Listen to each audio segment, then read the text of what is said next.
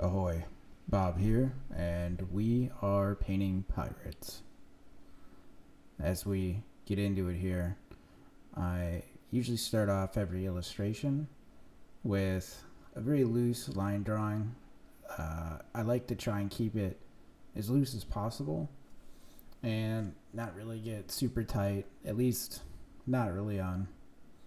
I find keeping it loose helps with the whole flow of the illustration.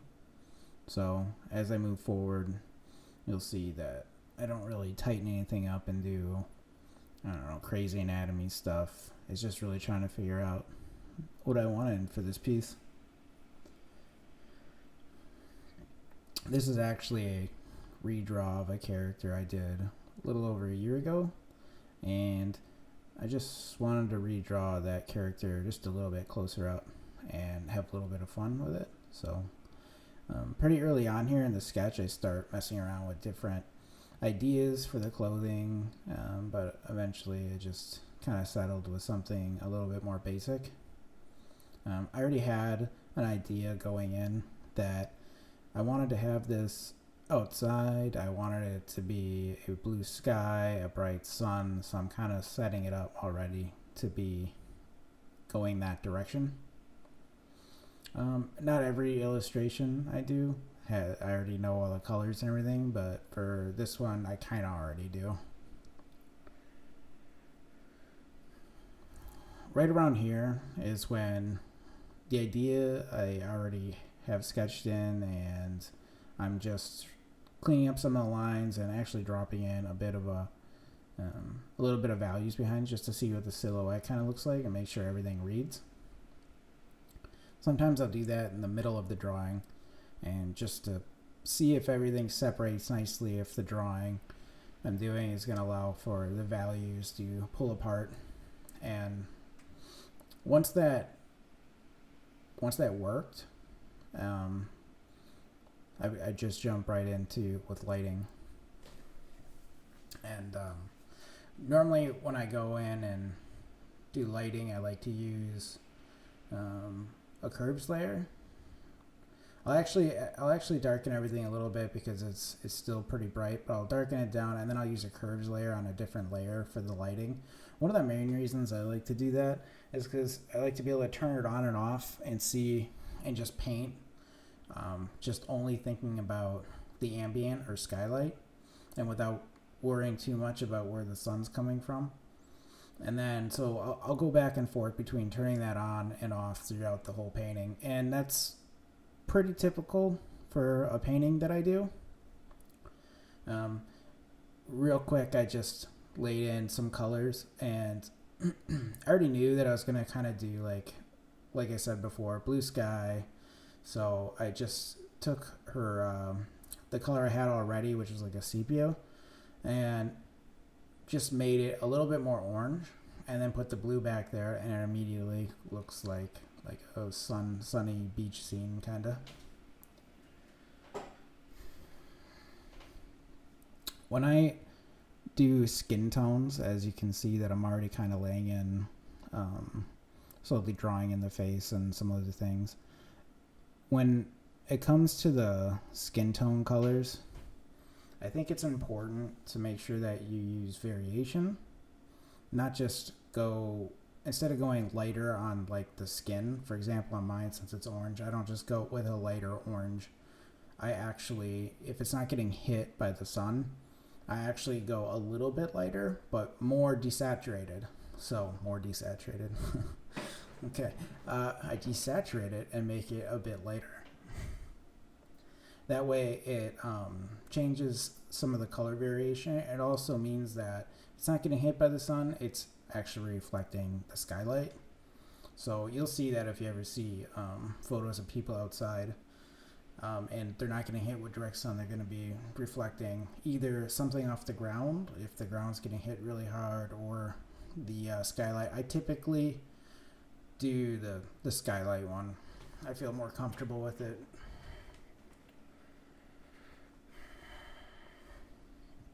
As you can see, I turn the lighting off, and at this point I'm just solely focusing on trying to get some of the anatomy right and some of the colors and just pretty much rendering.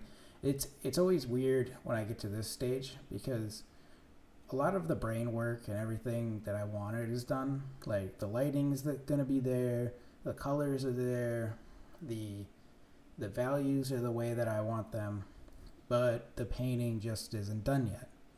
So what's required is then to spend a ridiculous amount of time doing all the detailing. And sometimes it can seem like a bummer, but it's really just part of the job. It's really just part of making it look good overall. I could be done with it and you get an idea of what it looks like, but the rest of it is really the icing on the cake.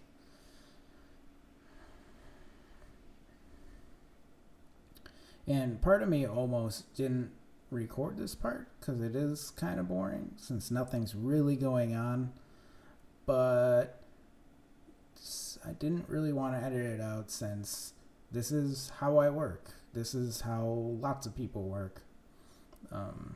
They do the drawing, they do some of the values, and then when they get to the rendering, they just sit down and they have to endure it. I forget which artist told me that when they get to this point, it feels like they're not painting their illustration, they're just beating it into submission.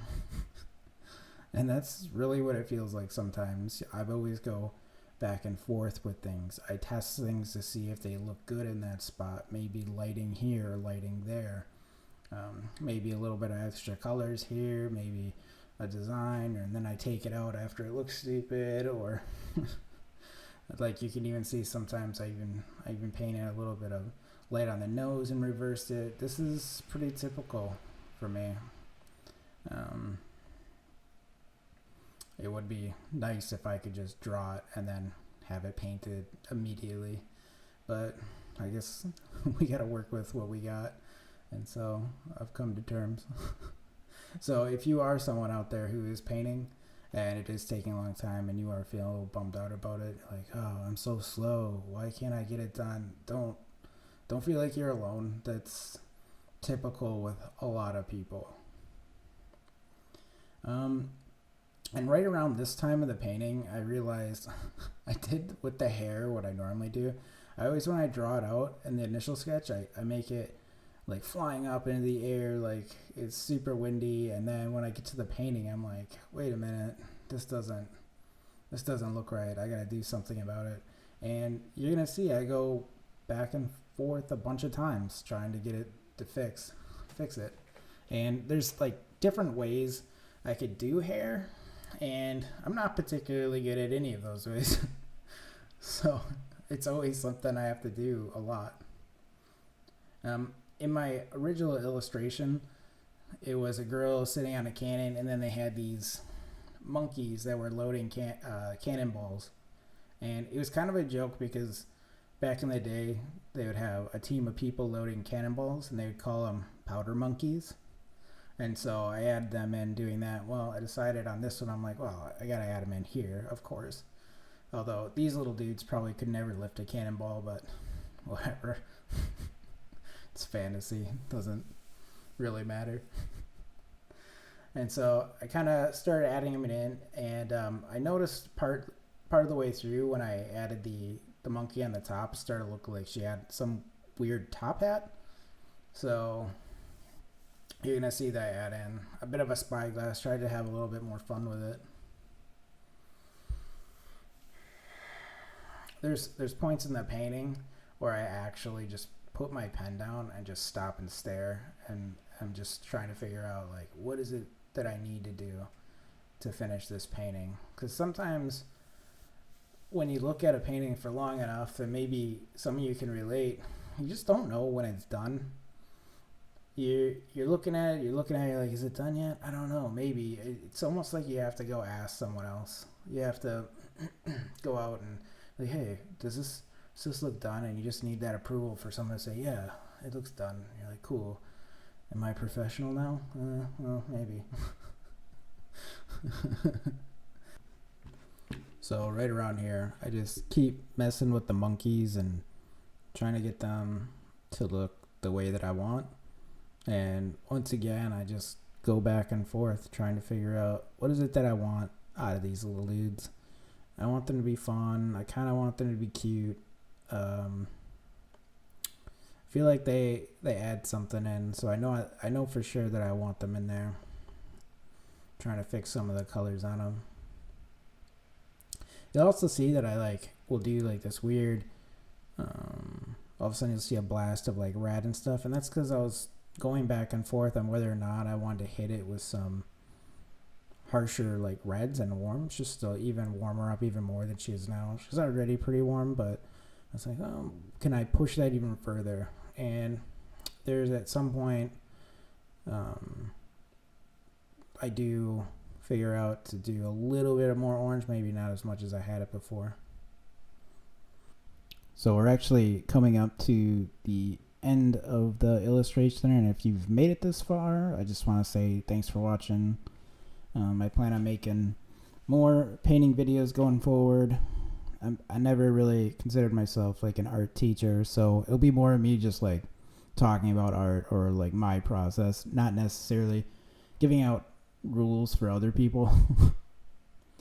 And it seems like art, there's just so many different ways you can do it, and there's nothing straightforward ever, but I can always just show what it is that I do. So thanks for watching, and I'll see you next time.